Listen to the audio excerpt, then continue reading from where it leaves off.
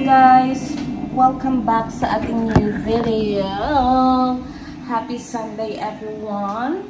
I woke up so early guys. And maglalaba ako ngayon ng mga damit na baby. But then before that, magkape muna ako. Hindi ako magkakape. Mag-iinom lang ako ng gatas. Pero sa tatay magkakape. Gagawin ko siya ng kape. Magagatas lang ako.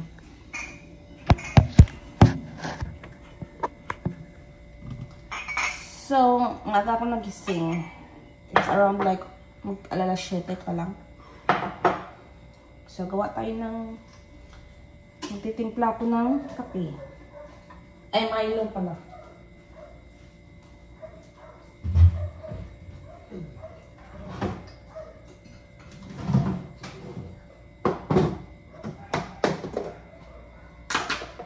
Si Camero nasa taas pa. Nagiga-iga. Yung isa pala kay tatay to. Nasabi ko na ba? Kalimutan ko.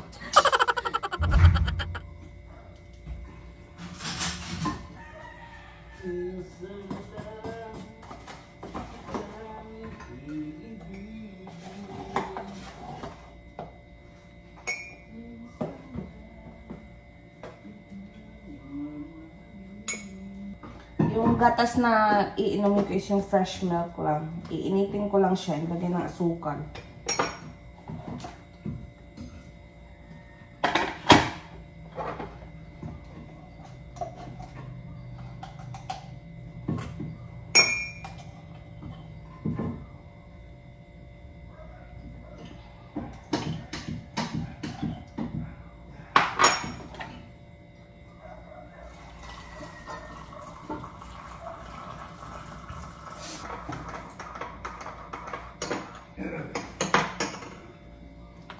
So, maglalaba ako ngayon, guys.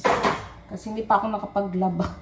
Sobrang busy kasi daming ganap sa buhay namin ni Mr. lately. So, that's why hindi pa ako nakapaglaba. That's why I woke up so early today para masimulan ko siya ng maaga and masampay ko siya ba.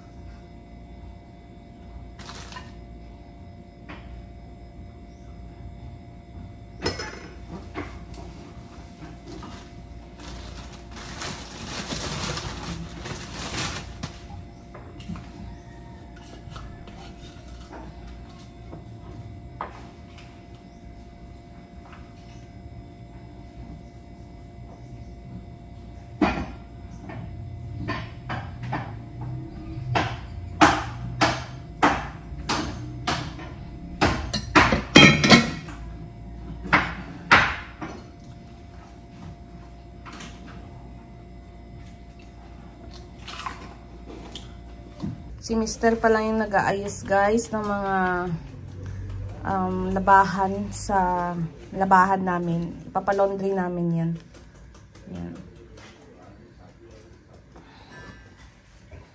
For the laundry shop. He forced to wake up himself.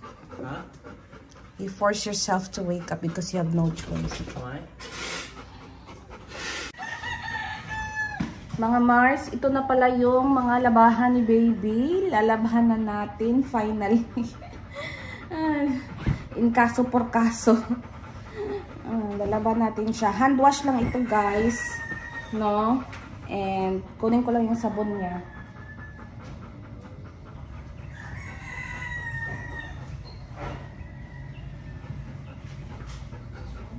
So I will be using this baby bottle wash pala ito. This natural laundry powder, fragrance free ng Tiny Buds. Ito yung powder na gagamitin natin.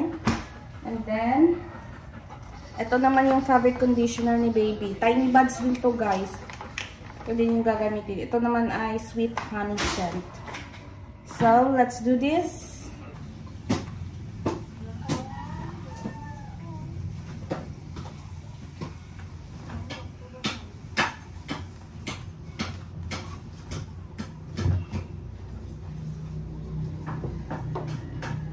So, ayan na po guys, ang ating iwawashing ko lang itong mga niya, yung mga cover niya. And then, ito yung gagamitin natin.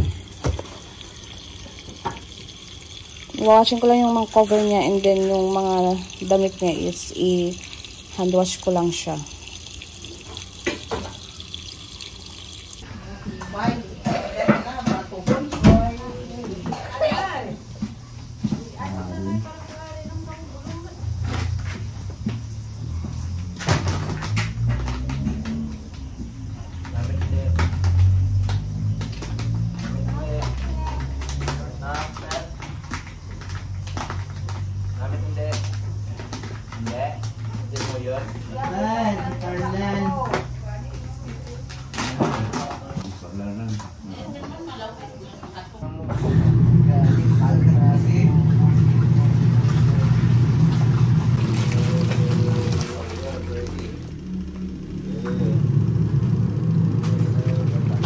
So, ayun na nga guys, sinalang ko na yung mga bedsheet ni baby, and habang nakasalang siya sa washing machine, kukusutin ko muna tong mga puti. Uunahin ko yung mga puti before yung mga decolor. Mahirap na baka kumupas yung mga puti sa decolor. And then, ayan na nga, for the kuskus na ang first son. Si Mr. pala is nasa loob, nag-aayos ng pintuan. Wala ko naman dito is maglalaba ng mga damit ni baby para in case of emergency, at least, diba, nalabhan yung mga damit niya. Gagawin ko na lang is ipapak ko na lang ito. Since nga, by the end of October or November, manganak na ako. Kaya naman, mag-ready-ready na rin ako. And, kailangan ko na rin talagang ilabhan itong mga damit ni baby. Ngayon lang din talaga ako nagka-time kasi nga busy din kami sa pag-aayos ng nursery room niya. And for sure, mabilis lang naman ito kasi nga maliliit lang naman ito, and hindi naman ito marumi. Kumbaga, konting kusot lang ito and konting piga, matatapos na rin naman ito. So, ayun, medyo nahihirapan lang ako umupo sa aking sitwasyon kasi nga malaki yung tiyan ko, mahirap magyuko-yuko. After nga 20 years na paglalaba, nasa pagbabanlaw na ako. So, ito yung gagamitin kong fabric conditioner ni baby para sa damit niya. And in fairness, mabango siya. Kaya naman uumpisahan ko na ito para masampay na. Mars, hindi pa ako tapos maglaba, pero kain muna ako kasi I'm so starving. Nagluluto ako ng hotdog. And, what do you call that? Danggit. For my breakfast. Nakasaing na rin naman si Cameron, so ulam na lang yung lulutuin ni. Nilabas na rin yung hotdog para ready to go na. Lulutuin ko na lang.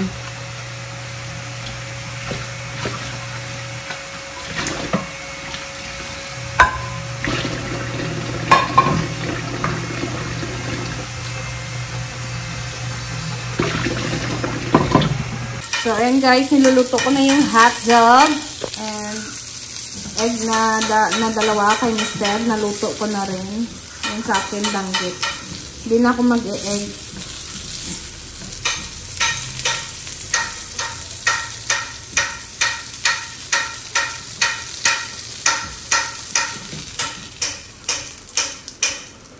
Ayan. And then, dagdagan ko lang ng mantika. Para prito ko yung danggit. Danggit ba tawag dito? Correct me if I'm wrong. Binili ko to ng 130 pesos ata.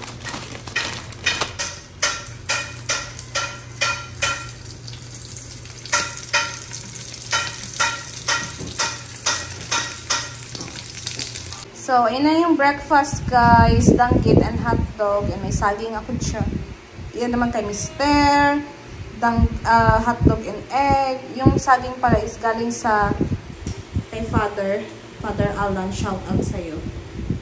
Nag-volunteer si Cameron sa church dito sa amin. I'm doing the door seals. So no more mice or cockroach. So that's the update guys. Ayan na guys. Oh. See this? Can you see it? So we're going to seal the door so no cockroach can bite. So hopefully the mice can't get under that. What do you think? I don't think so. No, it's strong. 2 more doors, the front door and then our bedroom door. Yeah. Mars, we're finished eating and nag-edit lang ako ng madalian para sa upload ko sa Facebook naman. So, ngayon is magbabanlaw na ako. Kasi nga, binabad ko lang yung ano doon, yung mga damit ni baby para ready na siyang ihang after niya. Then I think Cameron gonna help me to rinse it. Yes, we'll put it in the washing machine.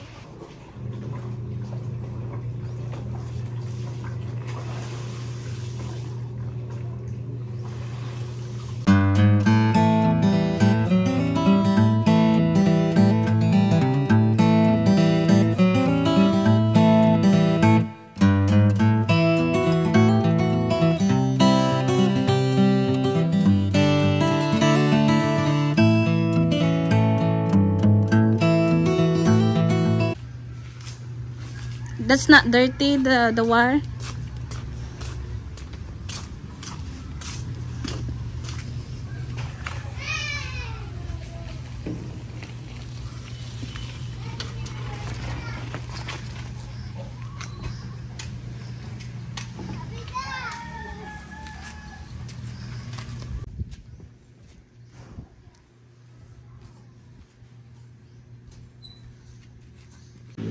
Still, you know, loads of bed sheet.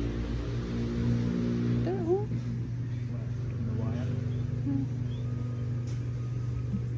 Just put it in the hanger.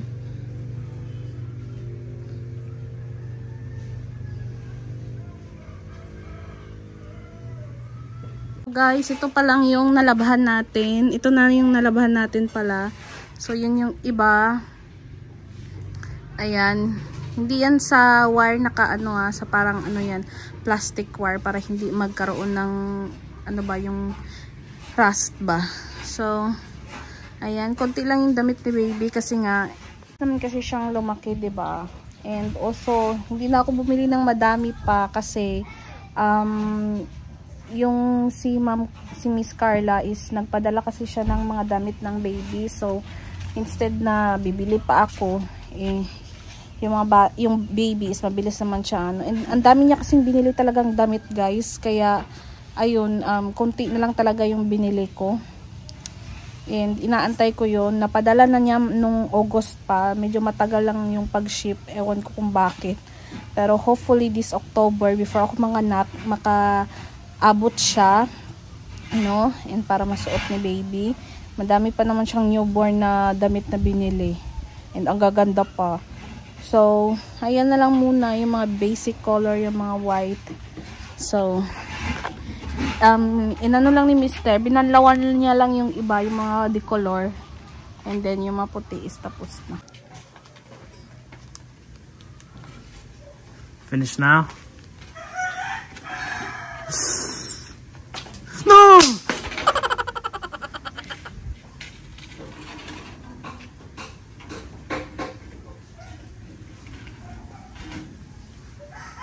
Just leave it in the drain. I thought that one's gonna fall down.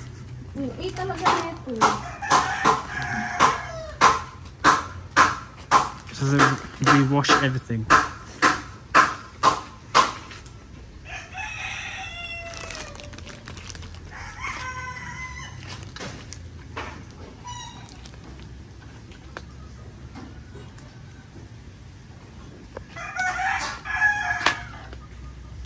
Done?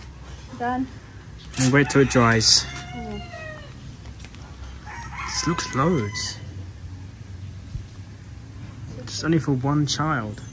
Dahil lunchtime na, magluluto ako nitong isda, papaksiwin ko siya. So, meron tayo ditong sibuyas, bawang, luya, and siling mahaba.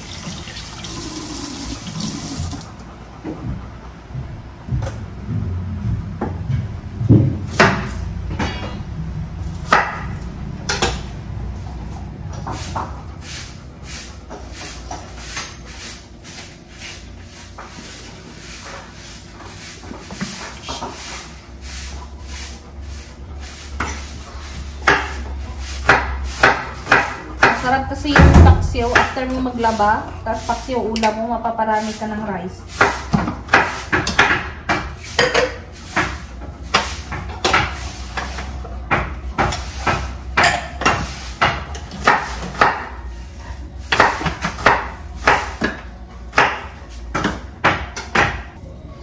naglilinis sila tatay dyan sa labas. Kaya medyo pag naririnig nyo may mga puk-puk-puk-puk.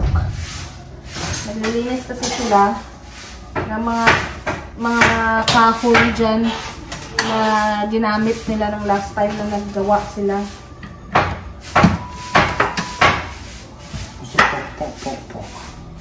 Puk-puk means, you know, I told them that if you heard something like banging, it's like banging, puk-puk.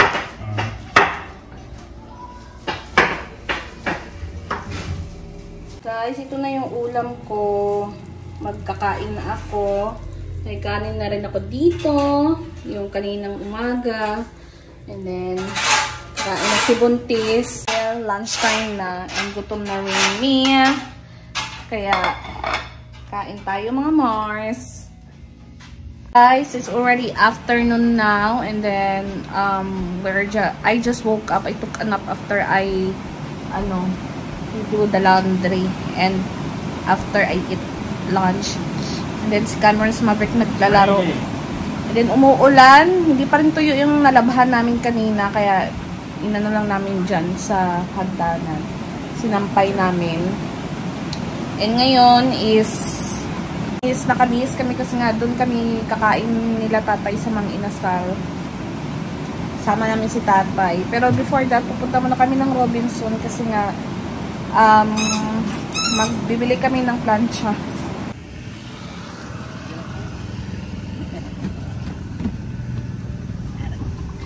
Dito na kami sa Rob, guys. Bibili lang ng plancha and then pupunta na ng Mang Inasal. Yeah. Guys, dito na kami sa Mang Inasal.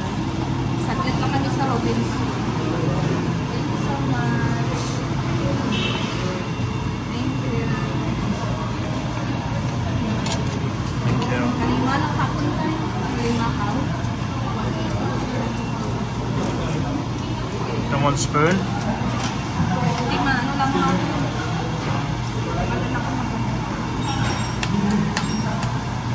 Kain tayo. Hindi ako nag-only rice. Guys, bahay na kami. And si Cameron andun. Nakabili na. Yung bili pa pala namin na yung mumurahin lang na. Aray, sakit ng ribs ko talaga. As in, yung under dito, yung sa pinakababa.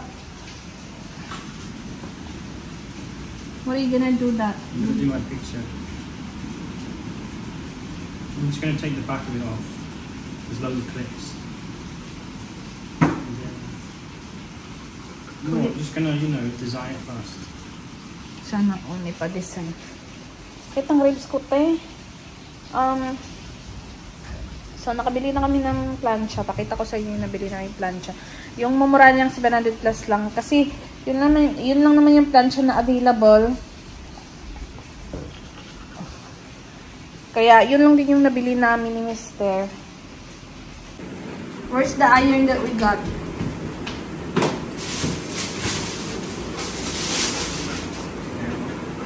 So, how much is that? 700.